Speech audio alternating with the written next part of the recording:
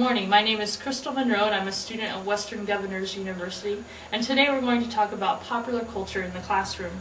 And the first thing I'm going to do is show a few images of current youth culture just to see if you're familiar with them and perhaps even some of your students in your classroom are familiar. The first one is from a book series and a movie called Twilight, and if you have any teenage girls in your classroom, I'm sure that they know all about this one.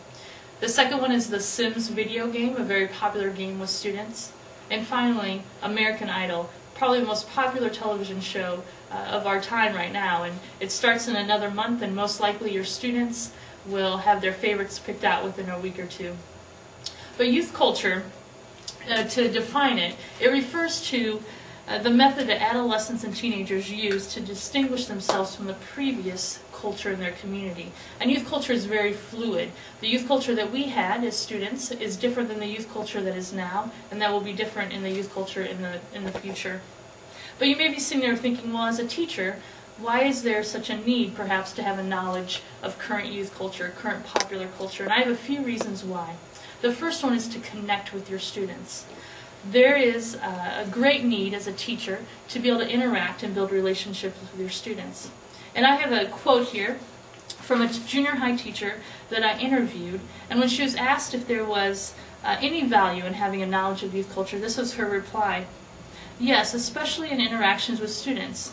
I use knowledge of popular culture to develop a relationship with them. Junior high students are past touchy-feely and aren't quite as independent as high school students, so they want to have a relationship with their teacher. They want to know that their teacher has a life. This interaction and talking with them is like treating them as a person. And if a teacher doesn't have a knowledge of youth culture, the student will have a hard time relating to that teacher. And as you can see, even from your own peer, there is an understanding that there's a need to connect with your students, and you can use a knowledge of youth culture as an avenue to do that. And the second reason, another benefit of having a knowledge of youth culture, is to be able to motivate your students. When you've built that relationship, you're able to use that to motivate your students to do the best that they can do. You can hold them to a higher standard of academics. And finally, you're able to use the interests of your students with your coursework, with your curriculum. Let me give you an example. Let's say you have a student who very much enjoys basketball, has a favorite team, has a favorite player, knows everything about them, and that same student is struggling with math. Well, you can use that interest in basketball and incorporate it into your math classroom. You can use topics like percentages and points per game and averages. And so you're using the interest that that student has in their favorite basketball team and favorite basketball player and use it and incorporate it in your math class. Another example is in writing. I know a lot of times it's difficult to have your students motivated to be creative in their writing. And perhaps by using something familiar as a starting point, they can jump off of that and use their creativity. So let me give you an example. Let's take the movie Twilight, for instance.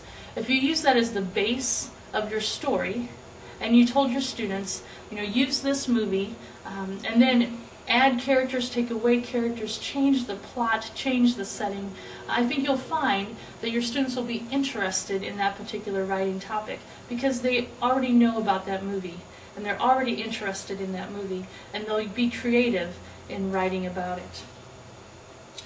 Now you may be asking yourself, well, how do I gain a knowledge of youth culture? Because honestly, the older that we get, the harder it is to connect with the popular culture. But there are a few ways that you can stay engaged with the current culture. And the first one is your students. They're the ones that are immersed right now in that popular culture. They're the ones that are eating it, breathing it, drinking it, all of that. And so they're the ones that can educate you on what's going on. And don't be afraid to ask questions or to engage in conversation with them. And actually, they're going to love knowing that they're teaching you something. Another way to gain knowledge of popular culture there are several websites. And the beauty of these websites is that these people, their whole mission is to immerse themselves into popular culture, watch all the movies, the TV shows, listen to the music, and then write about it for parents and for educators. And so you're able to kind of read an overview of some of the popular media items that are going on without actually having to go to the theater yourself. And so that's a way that you can engage yourself and be able to discuss with your students some of the topics that are going on in their life and in their environment. But there are a couple drawbacks to using too much popular culture in the classroom. And the first one is if a teacher only uses popular culture instead of their curriculum, then that is off balance. Popular culture, and especially incorporating it into your curriculum, should really enhance it. It shouldn't replace it at all.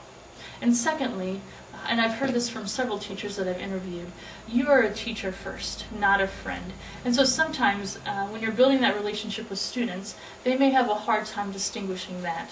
They may begin to see you too much as a companion than as an authority figure. So as a teacher, be sure that you keep that level of difference between you and your student, that they know that you are the teacher first and foremost. Now, although incorporating popular culture in the classroom can take some discernment and maybe some extra work from the teacher, the benefit really is worthwhile. You will see that your students will have a greater understanding and a greater interest in the curriculum and in what you're talking about in the classroom. And I think when students begin to see their life that they enjoy outside of school coupled with coursework, they will have a greater motivation to study and a greater relevance to what they're understanding.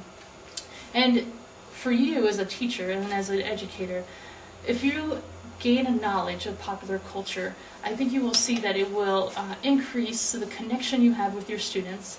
It will help with motivating your students, and you'll be able to use your students' interest in the curriculum and in the coursework, and it's going to make you more relevant, more engaging, and really just allow your time in the classroom to be more rewarding for both you and your student. So thank you. Do you have any questions?